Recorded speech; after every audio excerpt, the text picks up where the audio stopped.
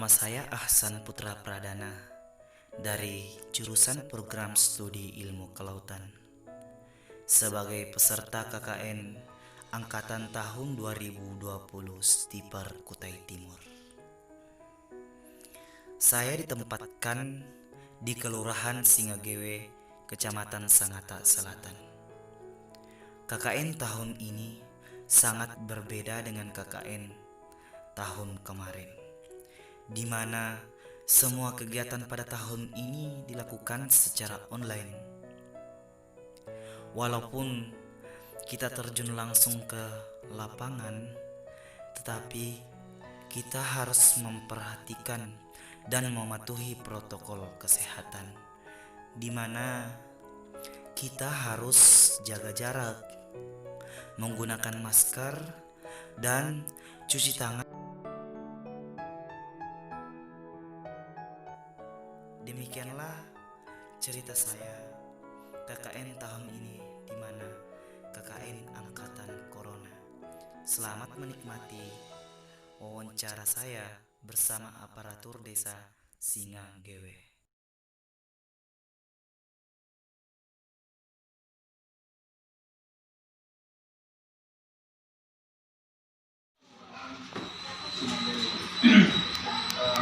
Pertama-tama izinkan kami untuk memperkenalkan diri Pak. Kami dari mahasiswa Stiper Kutai Timur, peserta KKN tahun 2020. Nah, sebenarnya agenda KKN ini bukan seperti ini yang harusnya dilaksanakan, tetapi karena kita dirundung di dalam problem COVID atau pandemi ini yang sangat tinggi, sehingga ada KKN dengan desa-desa. Mungkin nanti ada beberapa item atau ada beberapa problem yang coba kami jadikan suatu bahan referensi atau suatu sampel ketika nanti dan ini masih seputar tentang kehidupan masyarakat desa Singagewe di tengah-tengah carut-marutnya polemik pandemi ini. Mungkin nanti ada beberapa item pertanyaan-pertanyaan dari teman-teman saya yang nanti akan dipanggil oleh saudari Hikmah. Mungkin untuk mempersingkat dan waktu agar kita nanti sifatnya kita diskusi aja Pak. Artinya kita dialog, kasih bahan. Jadi harapan saya kita akan coba mencari problem apa sih sebenarnya yang terjadi dan adakah solusi dari problem ini.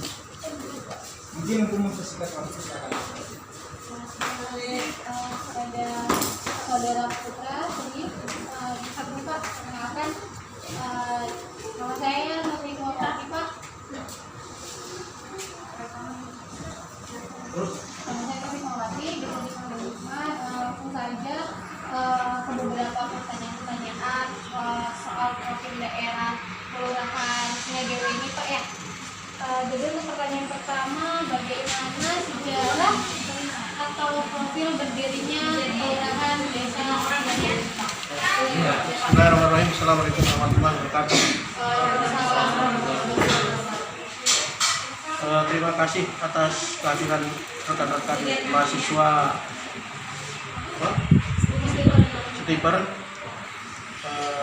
Mohon maaf sebelumnya menyampaikan mohon maaf saya karena waktu yang kita sepakati kemarin waktu sholat zuhur ternyata molor sampai 1 jam, karena tadi saya nggak bisa merapat koordinasi dengan camat pusat jajarannya dan beberapa kepala desa mulai jam 9 selesai sampai jam 2. Jadi sekali lagi saya mohon maaf atas keterlambatan saya untuk mengikuti schedule yang sudah kita sepakati kemarin. Saya Supriyanto, saya dilantik menjadi lurah Singagewe ini pada tanggal 27 Desember 2019. Artinya saya mulai beraktivitas di Januari tanggal 2 sampai dengan sekarang. Saya sudah menjalankan kewajiban saya, tugas saya sebagai lurah Singagewe kurang lebih sudah 6 bulan atau 1 semester. Berkaitan dengan sejarah Singagewe ini dulu pemekaran dari Desa Sangatta Selatan di tahun 99.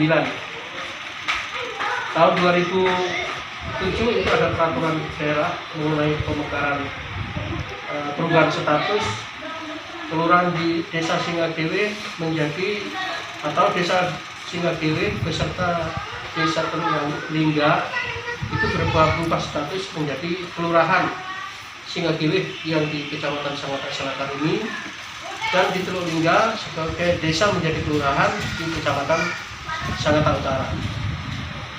Namun dengan proses perjalannya pemerintahan ternyata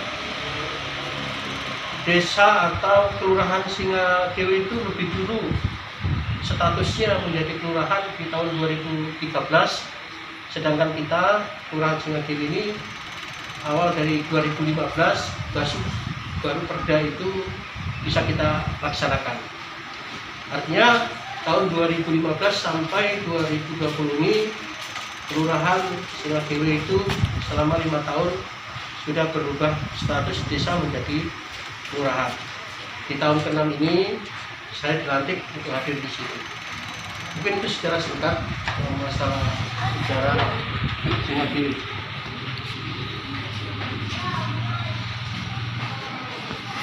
Terima kasih atas waktunya. Perkenalkan, saya Lydia Supriana. Pertanyaan kedua, ada berapa jumlah RT atau RW yang ada di Desa Singadewe? Untuk jumlah RT ada 35 RT dan RW itu ada 7 RW.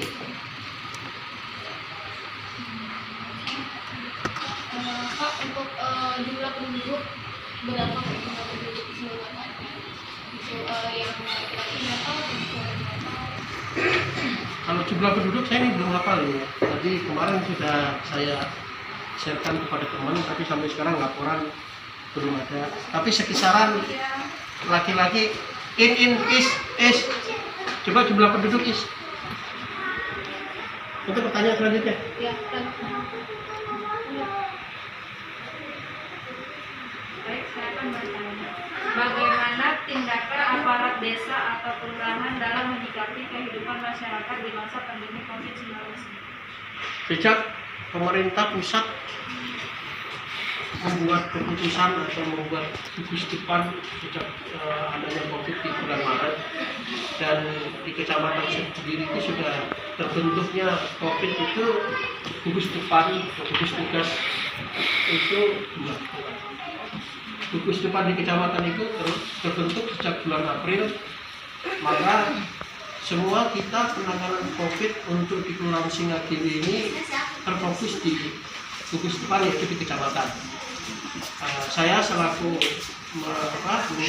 setelah ditunjuk sebagai ketua atau wakil ketua gugus tugas kecamatan, sehingga kita di dalam penanganan COVID sejak bulan April sampai sekarang itu kita atas petunjuk dari kecamatan, karena kami mengikuti SK yang dari kecamatan, kelurahan atau lurah itu sebagai wakil ketua gugus tugas tingkat kecamatan Sangatta Selatan. Adapun tugas-tugas yang diberikan kepada kami juga menunggu petunjuk-petunjuk yang diberikan oleh kecamatan tentang bagaimana dan berbuat apa kepala desa atau lurah dalam pelaksanaan penanganan COVID-19 ini khususnya di Kelurahan Singadewe. Pertanyaan selanjutnya, Pak. Apa saja sumber daya mata pencarian masyarakat yang tinggal di Desa Singadewe? Kami di Singadewe ini sekitar 60% itu perusahaan, 30% atau 40% 30% itu berdagang, dan 10%-nya itu dan lain-lain, ada petani, ada nelayan. Tetapi sumber pendapatan masyarakat di seputaran desa atau Kelurahan Singadewe ini kebanyakan dari swasta atau di perusahaan. Pertanyaan selanjutnya, Pak, apakah kendala yang dikeluhkan masyarakat selama COVID dan bagaimana penanganan Bapak? keluhan yang sangat mendasar itu adalah kebutuhan pangan atau kebutuhan dasar, kebutuhan sehari-hari. Jadi dengan adanya pencegahan atau peraturan pemerintah mengenai penanganan COVID ini, memang ada hal-hal yang dibatasi aktivitas masyarakat, terutama yang sangat terbesar itu adalah di sektor perdagangan. Dari sektor perdagangan ini ada protokol kesehatan yang diterapkan oleh yang dijadikan dasar untuk pelaksanaan protokol dari pemerintah dan juga pelaksanaan dari masyarakat itu. Saya rasa dengan adanya seperti itu kendala. Contoh, biasanya masyarakat bisa beraktivitas biasa, dengan adanya protokol kesehatan ini harus dibatasi. Contoh, caranya bertransaksi harus menggunakan masker, harus mencuci tangan, harus menjaga jarak. Jadi itu sebenarnya secara mendasar yang mengganggu aktivitas masyarakat dalam berinteraksi di dalam kehidupan sehari-hari. Adapun mata pencarian yang terkendala ini ada sektor perdagangan juga. Contoh, pedagang kaki kecil atau pedagang kaki lima, seperti penjual pentol, penjual es, penjual pedagang keliling, yang mana mereka itu biasa mata pencariannya bersumber dari dunia pendidikan, di tempat-tempat sekolah, di SD, di SMP, dan di SMA. Dengan adanya kebijakan pemerintah penanganan COVID ini, mereka sampai sekarang tergabung mata pencariannya, sehingga ada yang beralih fungsi atau beralih status. Biasanya dia pedagang menjadi buruh harian lepas. Nah, ini kendala yang terjadi di kelurahan Singagili, sehingga tingkat kemiskinan yang dulunya hanya bisa dikatakan 20% meningkat 10% menjadi 30%. Bahkan ini kami melaksanakan pendataan lagi, mungkin akan menambah lagi sampai 40% itu tingkat kemiskinan yang ada di kelurahan Singagili. Oke, Pak. Jadi berdampak itu dari sektor ekonomi itu, terutama di pedagang kecil.